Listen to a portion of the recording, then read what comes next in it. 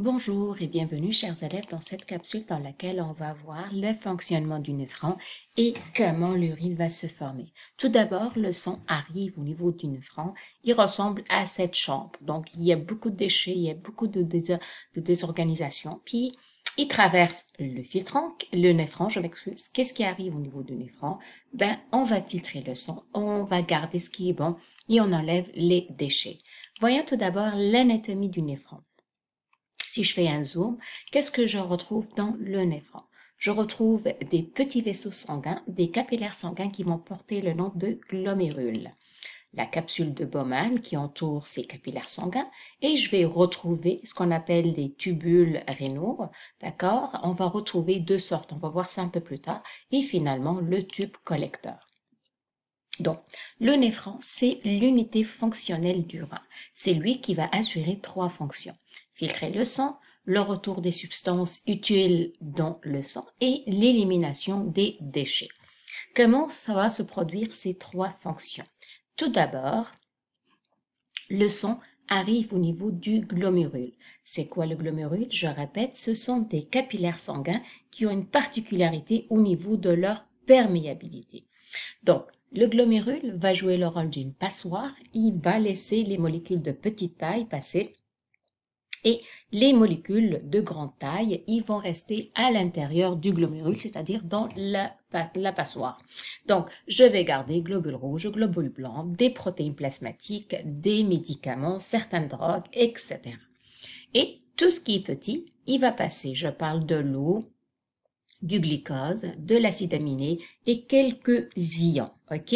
Donc, le tout, je vais les récupérer dans un, contenant. Dans notre organisme, notre contenant, ça va être la capsule de Bowman et cette capsule de Bowman va toujours collecter ce qu'on appelle l'urine primitive.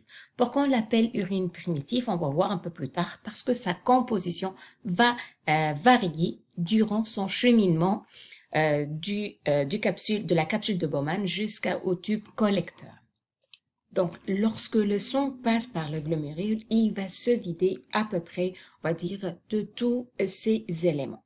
Qu'est-ce qui arrive après? Notre urine primitive va continuer son chemin et elle va continuer son chemin où? Elle va continuer son chemin dans ce qu'on appelle les tubules tout simplement rénaux. Mais ces tubules, on va distinguer deux types. Dans le premier, donc ici, ça c'est mon tube rénal proximal. Et le tube rénal proximal, pourquoi on l'appelle ça comme ça? Parce qu'il est proche de la capsule de Bowman. Qu'est-ce qui arrive? Donc notre urine primitive, tout simplement, elle descend. Puis lorsqu'elle descend, on remarque qu'on a des éléments, des bons éléments qu'on aura besoin. Qu'est-ce qu'elle va faire? Elle va faire tout simplement évacuer ces éléments importants de l'urine primitive et elle va permettre leur retour dans les vénules. Quels sont les éléments qui doivent retourner dans les vénules? On parle de l'eau, on parle des acides aminés, du glucose et certains éléments chimiques. Donc, le tube rénal proximal, qu'est-ce qu'il va faire? Il va permettre la réabsorption des éléments essentiels pour notre organisme. Notre urine encore, elle a changé de composition, elle va continuer son chemin, cette fois-ci dans un autre tube rénal, mais cette fois-ci distal. Donc, lorsqu'elle va continuer son chemin dans le tube rénal distal, avant d'aller dans le tube collecteur, on va faire une dernière vérification dans les artères. Okay, pour s'assurer de la composition de notre sang. Est-ce qu'il est vraiment bien? Est-ce qu'on s'est débarrassé de tout ce qui est non inutile? Et à ce moment, on va remarquer que en fait, on a des substances qu'on a gardées dans le sang, mais ils sont inutiles, tels que les médicaments, les drogues, la créatinine, l'urée, l'acide urique. Donc, qu'est-ce que je vais faire? Je vais permettre la sortie de ces substances, de ces artérioles ici, ils vont retrouver le tube rénal distal. On parle à ce moment de la sécrétion de plusieurs substances, c'est-à-dire l'élimination encore de certaines substances inutiles qui vont rejoindre le tube rénal distal. Notre urine, alors, à la fin du tube rénal distal, sa composition est presque terminée. elle va continuer son chemin jusqu'à arriver au tube collecteur. Chaque néphron a un tube collecteur. Les tubes collecteurs vont se rejoindre pour déverser leur urine dans une cavité qu'on appelle calice. Les calices vont vider leur urine dans une autre cavité plus grande qu'on appelle le bassinet. Et le bassinet va permettre l'évacuation de l'urine par deux conduits qu'on appelle les uretères. Voyons maintenant la composition de l'urine. L'urine est composée essentiellement d'eau. On va retrouver 3 déchets toxiques. Enfin, ils doivent pas se retrouver dans notre organisme, c'est pourquoi on va s'en débarrasser. On parle de l'urée, de l'acide urique et de l'ammoniac. J'attire votre attention que c'est l'ammoniac qui va être responsable de cette odeur, en fait, de l'urine. Et j'attire votre attention aussi que notre protéine ne contient pas de protéines, ni des lipides, ni du glucose. Notre urine, en fait, elle va avoir une couleur plus ou moins jaunâtre, et cette couleur jaunâtre, elle va être due tout simplement de la destruction des globules rouges. Elle va être stérile. Ça veut dire quoi stérile? Elle ne contient pas de bactéries. Et le pH de notre urine varie entre 5 et 8.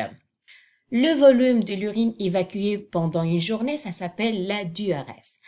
Généralement, la diurèse varie entre 0,6 litres et 2 litres. Pourquoi cet intervalle? Il va être affecté par notre alimentation et notre activité physique. Plus on s'hydrate, plus notre volume de diurèse augmente, plus on fait de l'activité physique, plus notre diurèse diminue. Ce que vous devez aussi savoir, c'est que notre urine, l'analyse d'urine, nous permet de détecter plusieurs problèmes de santé. On va se baser sur la couleur, la transparence, l'odeur, le pH, et on a plusieurs indicateurs. Donc, notre urine normale, elle doit avoir une couleur jaune claire, pâle, plus ou moins transparente. Lorsqu'on est déshydraté, la couleur va s'approcher plus de l'orange, et lorsque c'est brun, ça nous indique qu'il y a un problème au niveau du foie. Pourquoi c'est un problème du foie? Parce que le foie, il va être responsable de la synthèse d'un pigment, ce pigment jaune, qui va être responsable de cette couleur. Donc, si je n'arrive pas à voir cette couleur jaune, probablement mon foie ne fonctionne pas.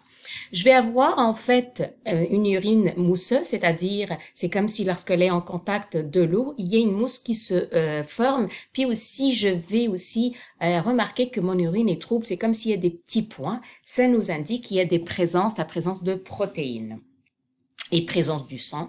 Donc, il y a d'autres maladies comme une infection urinaire ou une maladie rénale. Voyons en détail. Donc, notre urine nous permet de détecter plusieurs problèmes. Donc, la présence du glucose, c'est un indice que je souffre du diabète. La présence de quantités très importantes de sels minéraux, généralement, ils vont être un indice que j'ai probablement des calculs rénaux qui sont ils vont commencer à bloquer l'urine ou à certains moments, ils sont là, mais c'est un indice que je dois faire un suivi plus approfondi. La présence de protéines, ça m'indique deux choses. Soit que je viens juste de faire, ou je suis une personne qui fait une activité physique intense. Généralement, je parle de cas des athlètes, pas une personne qui fait l'exercice physique tous les jours, ou qui a un problème cardiaque. Et j'attire votre attention, c'est comme ça qu'on détecte tout d'abord qu'on a un problème cardiaque, insuffisance cardiaque et d'autres choses. La présence de globules blancs, probablement que je souffre ou je suis en train de traiter une infection urinaire, c'est-à-dire que j'en ai des bactéries qui sont en train de affecter soit la vessie, soit l'urtère ou autre chose. La présence du sang, ça m'indique aussi soit que j'ai un petit problème, une lésion au niveau du rein ou tout simplement un cancer dans un organe dans le système urinaire. Le test d'urine aussi est un moyen très efficace pour les athlètes pour contrôler le dopage. C'est-à-dire, on contrôle toujours est-ce que les athlètes ont pris des médicaments, des drogues avant leur performance qui va affecter la qualité de leur performance la journée de la compétition. Un autre test, c'est le test de grossesse. En fait, avec le test de grossesse, on est capable dans l'urine de détecter l'hormone HGC qui va être produite par le zygote ou l'embryon.